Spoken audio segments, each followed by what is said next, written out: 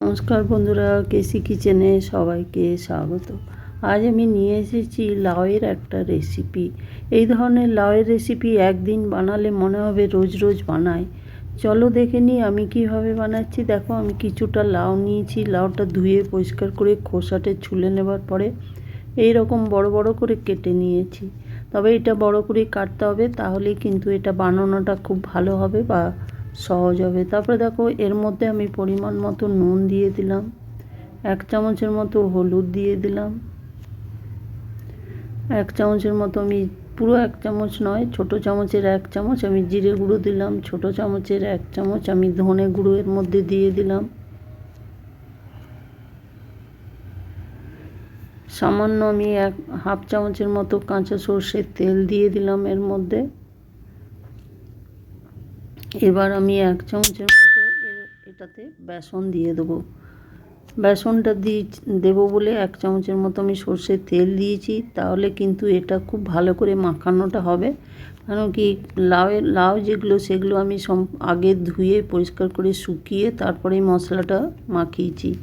আর যদি জল থেকে যায় তাহলে কিন্তু জলের মধ্যে এটা বেসন দেওয়া আছে, তাহলে চিটে যাওয়ার ভয়টা বেশি থাকে। সেই জন্য অল্প তেল দিয়ে এটাকে ভালো করে মেখে নিতে হবে। আর দরকার হলে একটু একটু করে তেল দিতে হবে, তাহলেই কিন্তু এটা ভাজাটা খুব ভালো হবে বা সহজে উঠে যাবে।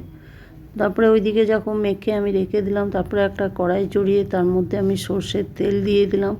তোমরা যদি তেলের পরিমাণটা কম বেশি আরও করে নিতে পারো। আমি যেহেতু কম তেলের সমস্ত রান্না করি, সেই জন্য আমি কম তেল দিয়েই এটাকে সম্পূর্ণ ভেজে নেব।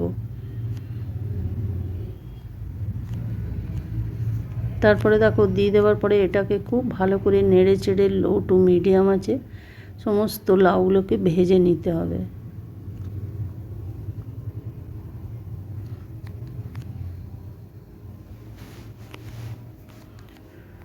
এটাকে কিন্তু ঢাকা দিয়ে দিয়ে একটু ভেজে নিলে কি হবে, লাউটাও নরম হয়ে যাবে আর ভাজাটা খুব সুন্দরভাবে ভাজা হয়ে যাবে। দেখো, আমি এটা ঢাকা দিয়ে দিয়ে একবার করে খুলছি আর নেড়ে নেড়ে দিচ্ছি, তাতে কিন্তু লাউগুলো আমার খুব ভালো করে ভাজা হয়ে গেছে।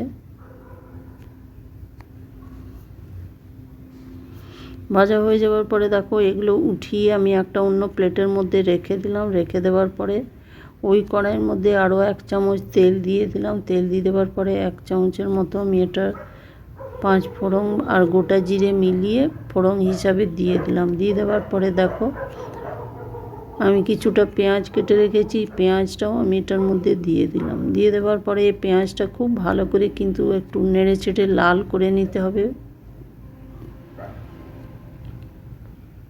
আমি কিন্তু সম্পূর্ণ রান্নাটা ভীষণই কম তেলে করছি।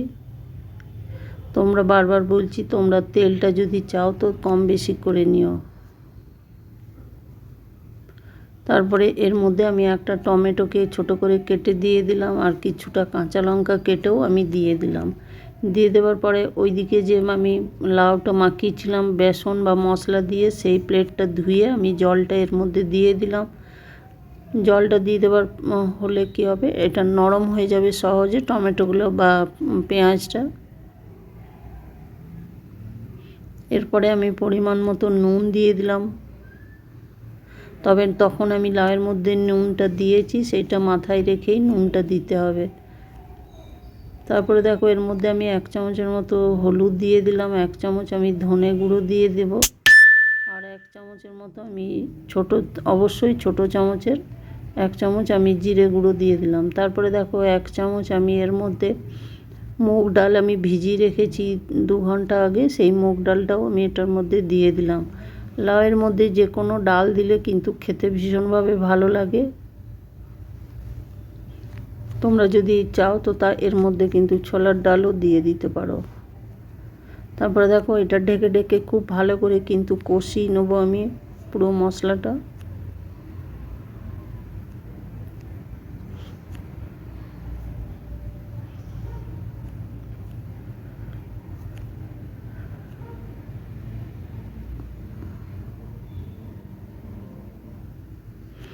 আমার রেসিপি যদি তোমাদের ভালো লেগে থাকে তো লাইক, শেয়ার ও কমেন্ট অতি অবশ্যই করে দিও।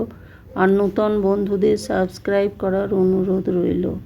দেখো সমস্ত মশলাটা একটু সময় নিয়ে কিন্তু ভাজতে হবে, যেহেতু এটার মধ্যে বেসনের ওই ধুয়ে আমি যে জলটা দিয়েছি সেই জন্য এটা খুব ভালো করে কিন্তু ভেজে নিতে হবে। ভাজা হয়ে গেছে। ভাজার পরে আমি সমস্ত লাউগুলো ওই মশলাটার মধ্যে দিয়ে খানিকটা 2-3 চামচ জল দিয়ে আমি ঢাকা দিয়ে দিয়েছিলাম। ঢাকা দিয়ে দেখো, ঢাকা খুলে আবার দেখাচ্ছি, মশলাটা খুব ভালো করে একটু কষিয়ে নিতে হবে।